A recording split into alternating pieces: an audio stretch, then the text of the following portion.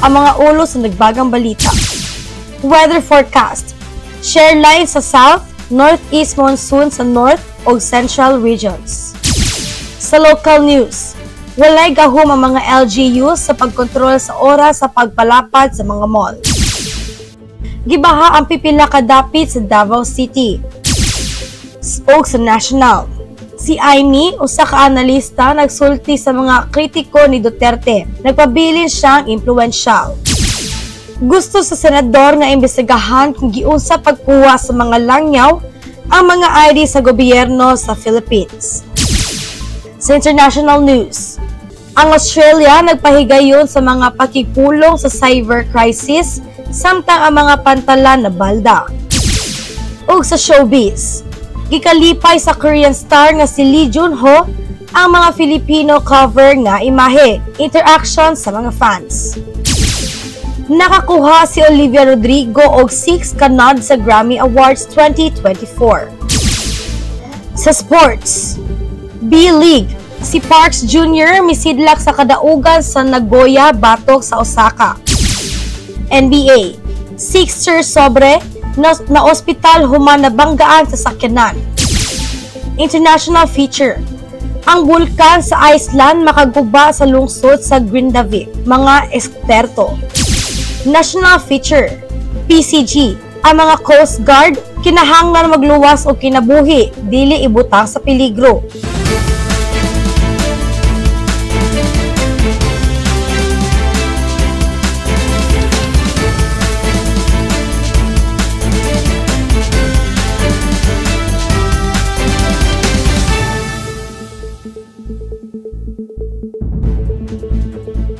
Good morning Philippines, magandang umaga Luzon, ug maayong adlaw Visayas ug Mindanao.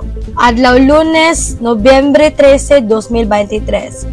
Ako ang inyong adlagad sa balita, Athalia Sanyal. Magpadayon kitag paminaw diri lang sa Pinoy Rock News Channel. Sa weather forecast.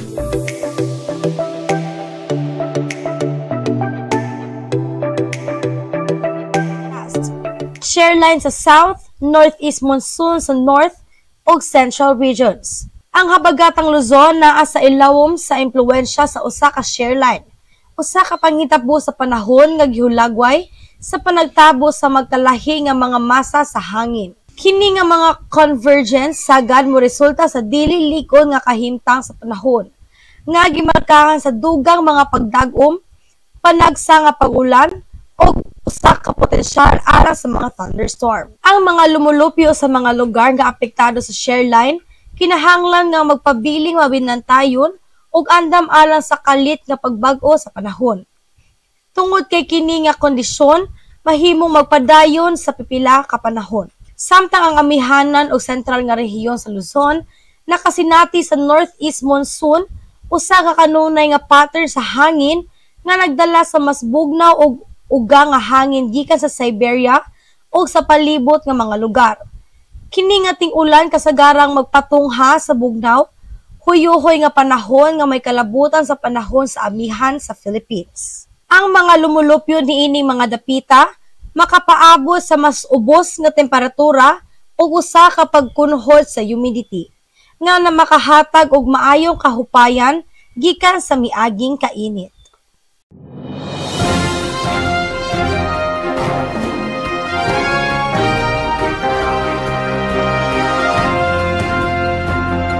Sa local news, walay gahom ang mga LGUs sa mga pagkontrol sa oras sa pagpalapad sa mga mall.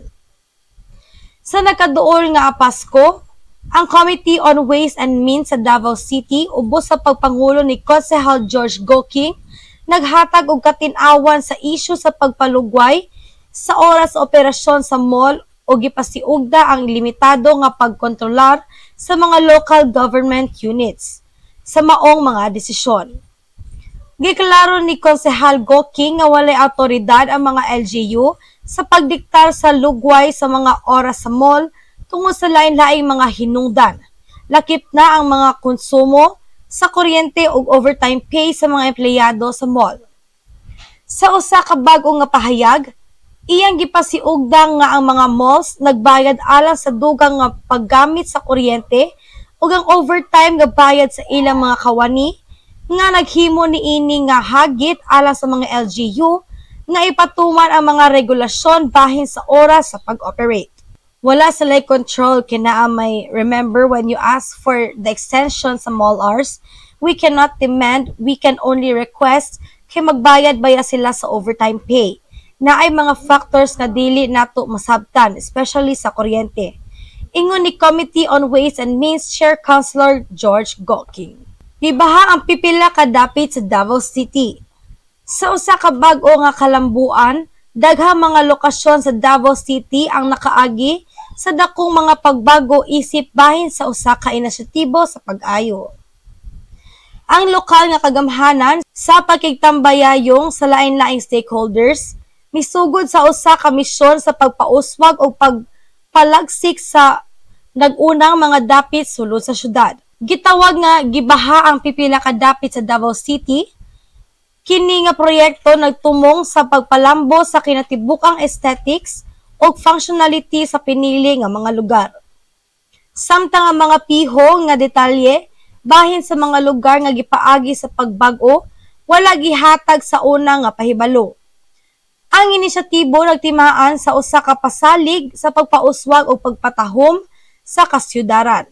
Ang proyekto sa renovation nahiuyon sa padayon nga paningkamo sa Davao City sa paghimo og mas lagsik og madanihon nga palibot alang sa mga residente o bisita. Ang maong mga inisyatiba dili lamang makatampo sa aesthetic appeal sa syudad kundi dili makapauswag usab sa kinatibuk-ang kalidad sa mga kinabuhi sa mga residente niini. Ang lokal nga komunidad naghinam-hinam nga nagpaabot sa positibo nga epekto sa kini nga mga pagbago.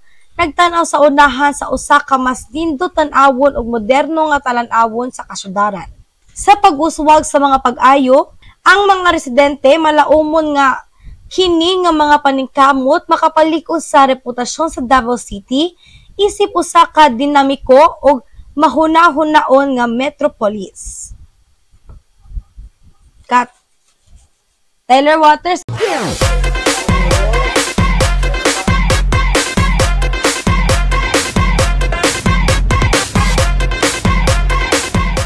Nanggawas ang Pinoy Rub team kaganina and niadto sa isa ka eatery which is ang Espinosa Eatery and nag-ask me questions kung unsa sila oras mag-abri, unsay pinakusog nila, unsay halinon nila, kusog ba sila or unsay mga dagan sa ilang eatery ug ato ning tan-awon. May buntag ka natong tanan na diri karon sa karinderya ni Ma'am Espinosa Eatery. Then sa among na-obserbahan, based lang sa amuha, nakita namo nga daghan gyud ang come and go diri nga kananan kay siguro lami po nila mga pagkaon. Then aside sa lami, barato pa gyud, affordable sa mga mamalitay.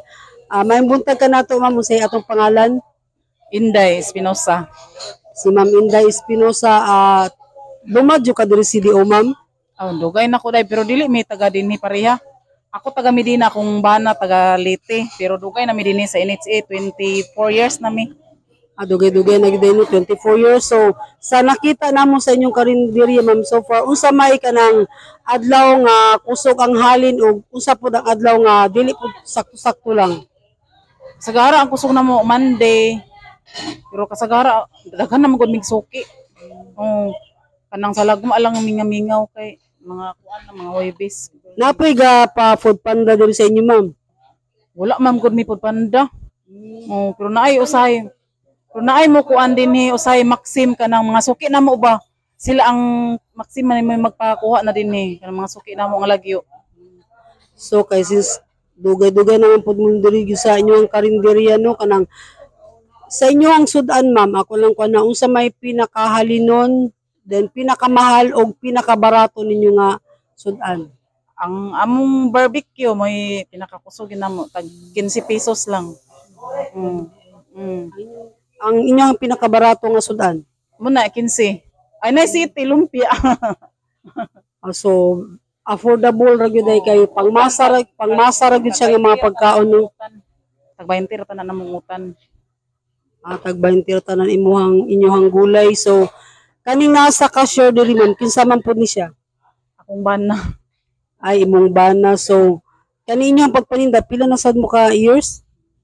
Taod-taod na mga 6 years. 6 years na. 6 years. So sa 6 years, daghan na gyud kay customers. Oh, daghan may mga suki-suki na mo. Kasagara daghan may suki na mga nurse, polymatic. So mga nurse, so kasagaran po ang inyong kapangaon diri kanang sagol-sagol mga kanang mga silingan ana lang kanang mamalit. Oh, mga silingan po. Dahil kasay manglabay lang kanang manglabay lang mga kuan, mga customer. Walay free taste di ma'am.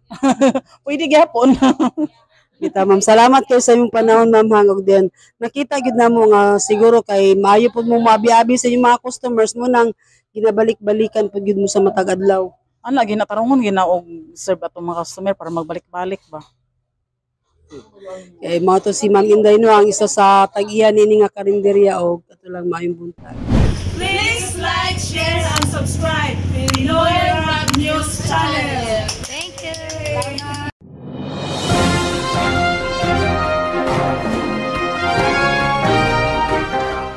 Sa atong national news, si Aimee usa ka analista nagsulti sa mga kritiko ni Duterte. Nagpabilin siyang impluwensyal. Dili ang nga isipon sa mga kritiko ni kanhi Presidente Rodrigo Duterte ang karismatikong politiko. Usa ka kaalyado sa politika ug usa ka analista nga giingon sa mga interview kaniadtong Domingo nga nag-ingon nga siya napabilin nga gamhanan ug impluwensyal. Sa dihang gipangutana kung tukma ba sa mga partido nga ipaubos ang impluwensya sa kanhing lider sa Pilipinas nga gahi og istorya nga wala na siya sa katunghaanan, si Senator Aimee Marcos miingon nga kini usa ka sayop. Si Marcos, igsoon sa presidente, usa sa mga unang misuporta kan Duterte samtang Ilocos Norte governor pa siya ug ang umaabot nga presidente mao pa ang mayor sa Davao City. Wag na iisipin yan. At alam naman natin matapos ang administrasyon ay biglang nagpapalitan ang kaalyado. Siyempre, naisasantabi kahit na yung utang na loob. Yung mga nakinabang biglang hindi na maalala. Ingon ni Marcos sa usa ka interview sa teleradyo serbisyo. Ang senador karong semanaha miangkot sa iyang pagka-maunungon kang kanhi Presidente Duterte taliwala sa espekulasyon sa giingong panagsangka tali sa mga sakop sa unit team sa administrasyon. Gusto sa senador nga imbestigahan kung giunsa pagkuha sa mga langyaw ang mga ID sa gobernador sa Philippines. Usa ka senador kaniadtong Domingo na nawagan alang sa usa ka bug-os nga pagsusi kung giunsa pagkuha sa pipila ka mga langyaw ang tinuod gi-issue sa gobyerno nga mga ID. Nga giingon nga ang nagpaluyo sa laraw kinahanglan makit-an og manubag.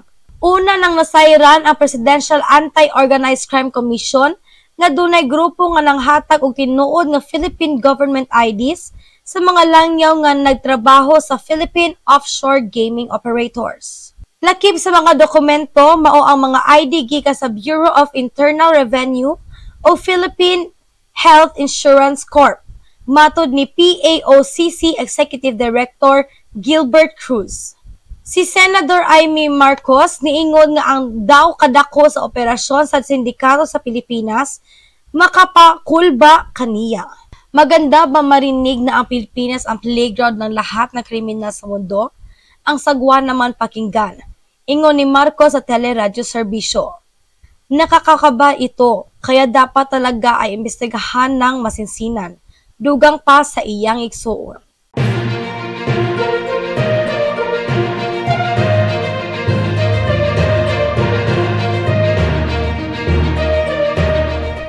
Sa international news, ang Australia nagpahigayon sa mga pakigpulong sa cyber crisis samtang ang mga pantalan na balda.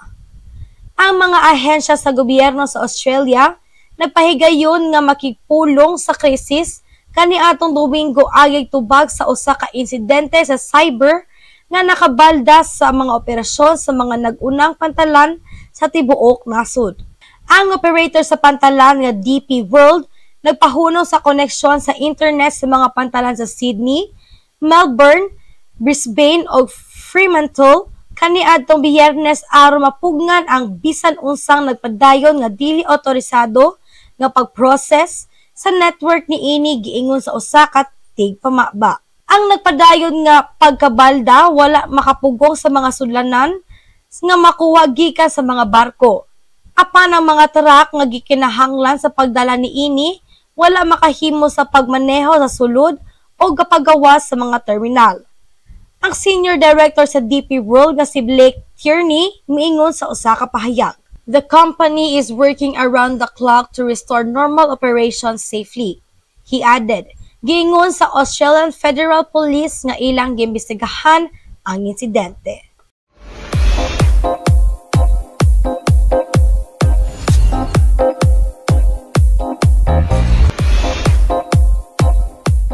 Sa entertainment news, gikalipay sa Korean star nga si Lee Jun-ho ang mga Filipino sa cover nga imahe, interaction sa mga fans. Napuno sa kahinam ang kahanginan sa Mall of Asia Arena, pipila ka minuto sa wala pa nagsugod ang fan meeting ni Lee Jun-ho ni atong Sabado. Nahugyaw ang mga fans dihang ni kusog ang musika, nga murag makatungtong na sa entablado ang South Korean idol actor. Ang mga syagit mahimong mas kusog sa diha nga ang mga suga gipalong ug ang mga screen may kidlap sa pangbukas nga video ug nakaabot sa ilang pinakakusog sa dihang ang 33 years old nga artist nagsulob og chic all black outfit sa katapusan mipadayag sa iyang kaugalingon. Sa halos wala paghatag og panahon sa mga fans nga maka-recover gikan sa iyang entrance, kisugdan ni Junho ang show sa back-to-back nga mga pasundayag sa Nobody Else og Canvas, nga nagtanyag og kusog nga pagbukas samtang iyang gipakita ang usa ka hinay apan madanihon nga estilo sa pagkanta duyog sa iyang maayong sayaw. Mga lihok og makamatay nga hitsura. Welcome to my first fan meeting tour. Junho greeted the crowd in Filipino following the opening set. I'm so happy to be in Manila after such a long time. Nakakuha si Olivia Rodrigo og 6 ka nod sa Grammy Awards 2024. Ang Filipino-American singer nga si Olivia Rodrigo sayo sa Sabado nakakuha og 6 ka nominasyon sa Grammy Awards 2024. Naglakip kini sa dagkong tulo ka kinatibuk ang natad nga album of the year para sa iyang sophomore album nga Guts. O pareho nga Record of the Year ug Song of the Year alang sa iyang comeback single nga Vampire. Ang Guts nominado usab alang sa Best Pop Vocal Album, samtang ang Vampire nakakuha og nod para sa Best Pop Solo Performance. Nakakuha usab siya usa ka sorpresa nga nominasyon alang sa Ballad of a Homeschooled Girl ubo sa kategorya nga Best Rock Song. Gipasidunggan ni Rodrigo ang iyang producer nga si Dan Negro, nominado alang sa Producer of the Year. Non-classical alang sa kalampusan sa iyang pinakabag-o nga album. 6 Grammy noms today. What an incredible honor to be recognized by the Recording Academy in this way. Grateful is an understatement. And huge congrats to Dan Negro for his Producer of the Year nom. There's no one more deserving.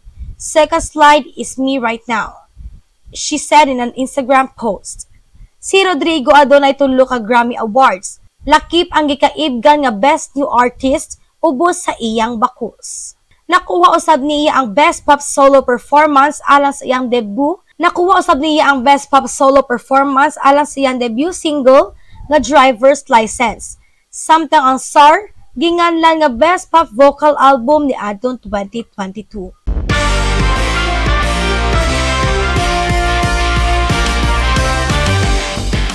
Sa sports, B-League, si Parks Jr. misidlak sa kadaugan sa Nagoya batok sa Osaka. Si Ray Parks Jr. ug ang Nagoya Diamond Dolphins nakahimo niini og 4 ka sunod-sunod nga daog ni atong Domingo.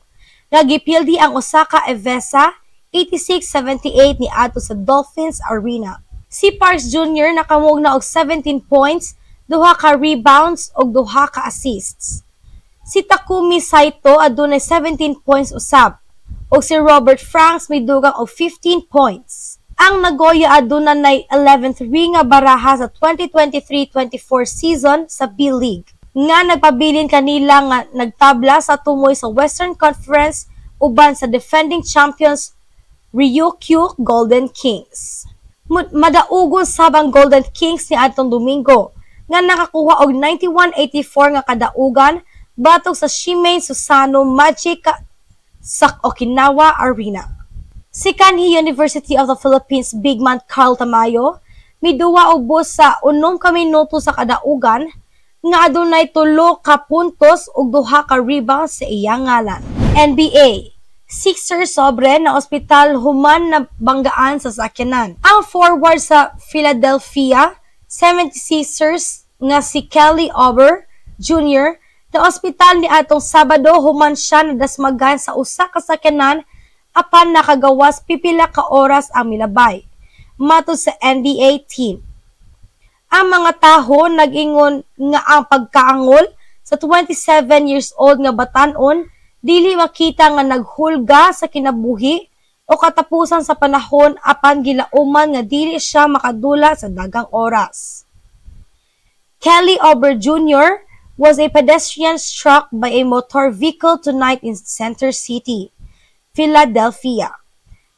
The 76ers said in a statement, "He is currently in stable condition and being treated at a local hospital." Usa ka tigpamaba sa team misulti sa US media nga siya sa ulahi gi-discharge. Ang Philadelphia Inquirer mitaho nga si Oubre nadasmagan samtang naglakaw duol sa iyang balay o nga samtang ang iyang mga samad dili seryoso. Siya dili makalihok sa makadiyot. Si Oubre nag-average og 16.3 points sa 50% nga shooting karong season.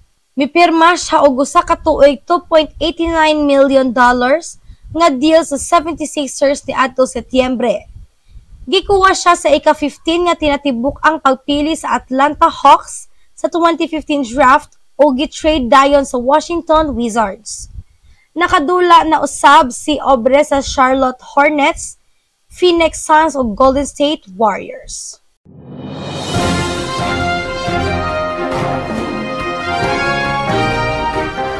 Sa international feature, ang bulkan sa Iceland makaguba og lungsod sa Grindavik, ingon ang mga eksperto.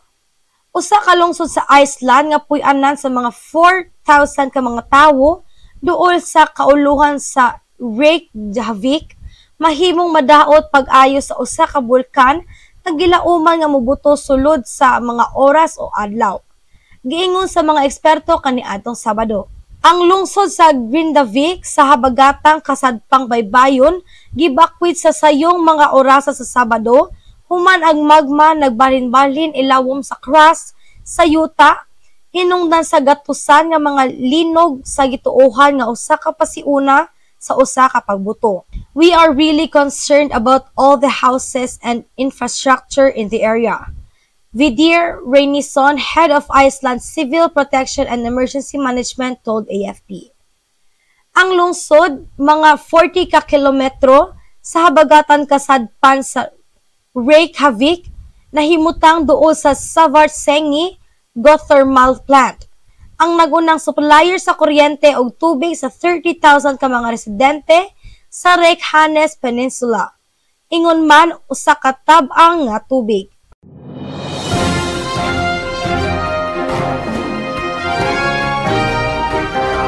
Sa national feature, PCG, ang mga Coast Guard kinahanglan magluwas o kinabuhi, dili ibutang sa peligro.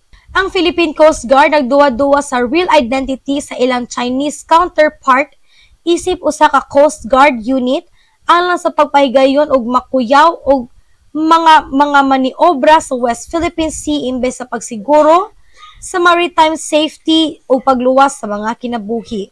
Sa usa ka pahayag, si PCG Commandant Ronnie Hill Gavan miingon nga mga aksyon sa mga barko sa Chinese Coast Guard do not align with the universally accepted behavior of a Coast Guard. Ang mga barko sa China misulay sa pagbabag sa usa ka resupply mission sa BRP Sierra Madre sa Ayungin Shoal karong semanaha. Pipila lang ka semana human sa susamang delikadong maniobra hinungdan sa pagbangga sa mga barko sa Pilipinas. Lakip ang BRP Cabra sa Coast Guard. They are supposed to ensure safety of life at sea, but they are the one that deliberately violate the Convention on the International Regulations for Preventing Collisions at Sea. 1972 that the People's Republic of China is also a signatory state, Gavin said.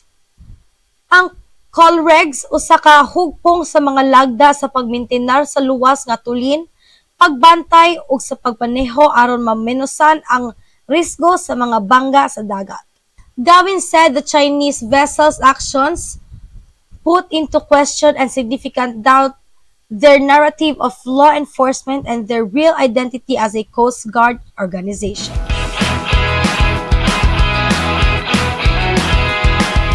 And para sa itong Christmas countdown, aduna na lang tayo 42 days before mag-Christmas. Ug mao kadto ang atong nakuha nga impormasyon gikan diri ug sa gawas sa nasud. Padayon sa pagpaminaw ug paglantaw. Please subscribe, follow, like, and share Pinoy Rob on YouTube channel. Ug daghang salamat sa inyong pagtan-aw sa Pinoy Rob News channel Cagayan de Oro. Ug ako nagahangi usab pa nga mag-support and subscribe and turn on notification for more updates and info. Subli, daghang salamat ug dalaygon ang Dios.